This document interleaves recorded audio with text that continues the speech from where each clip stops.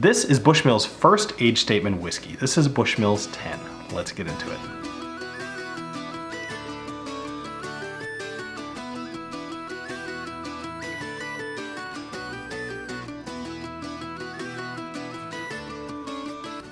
Hello everybody and welcome to the Whiskey Dictionary. Today I'm going to talk to you about the Bushmills 10. Now as I mentioned, this is the youngest age statement whiskey that Bushmills does. But it also happens to be the personal favorite of their master distiller, Colin Egan. So seems like it's probably something I should review.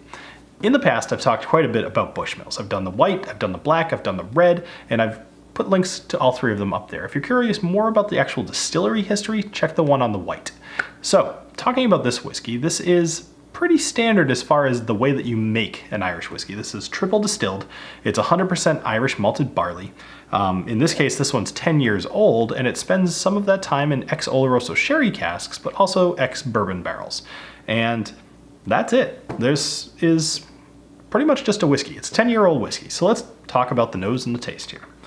So if we go into the nose, now one thing that's cool is just taking that coin off the top, you immediately can smell honey from all the way down here. So that's my first note even without smelling it, or without nosing it, I should say. So,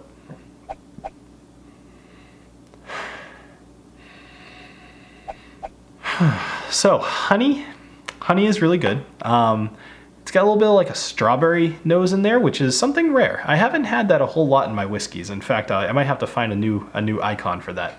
But strawberry is in there, and that's cool. It's almost like a red berry kind of ripe fruit note. So I'm not gonna say cherry, but almost like a raspberry, strawberry, something like that in there. It's very good.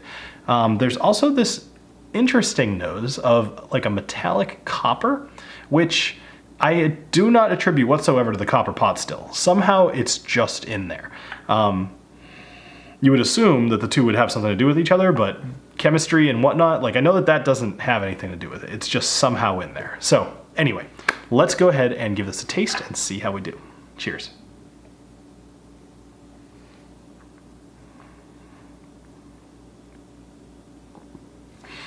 Now Bushmills has this very interesting profile across all of their whiskeys, of this light crispness that you get.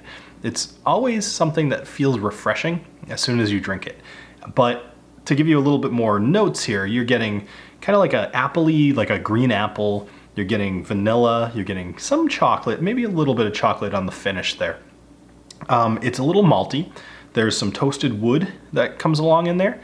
And let me try another thing. And one thing that I'm surprised I'm not getting more of is there's no real sherry influence to the taste. It pretty much is just in the nose, at least to me. Now maybe your influence will differ from mine, maybe your taste will differ. If you get anything else, put it in the comments for sure, or if this is something that you usually drink, let me know in the comments. So let's talk overall. I mentioned this might be a short episode. So overall, I think this is a good whiskey. I think this is worthy of you trying it, but I would suggest that you try it at a bar first because it's an Irish whiskey, which is good. I like Irish whiskey. Obviously, I'm doing Irish Whiskey Month and all that, but not everybody does. And in this case, this feels like a daily sipper to me, but daily sippers are something personal to everybody. It's something that you make a conscious decision of, I want to drink this all the time. I think this could be a really good whiskey if you put it over ice as a refreshing way to hang out in the summer or springtime, but it might not be your jam. So, by all means, try this in a bar, see what you think, buy a bottle if you like it. It's $40, so it's totally within the price range of something that can be consumed pretty regularly. And in general, this gets my try it to buy it. So that does it for this episode of the Whiskey Dictionary, but I do want to thank you all for joining me all month long for Irish whiskey. And I'm going to be doing all kinds of fun stuff next month in April, and you'll see what's coming. So that does it for this episode of the Whiskey Dictionary. Thank you very much for joining me. Be sure to check out thewhiskeydictionary.com. There's all kinds of good stuff there, and there's lots of links down in the description to all of the different social medias, including the Discord that tons of us, honestly, tons of us, like hundreds of us, hang out in. And I call it the Whiskcord because awesome. So by all means, check that out. Come join us, chat whiskey, and hang out. So thank you. Have a great rest of your day. Cheers.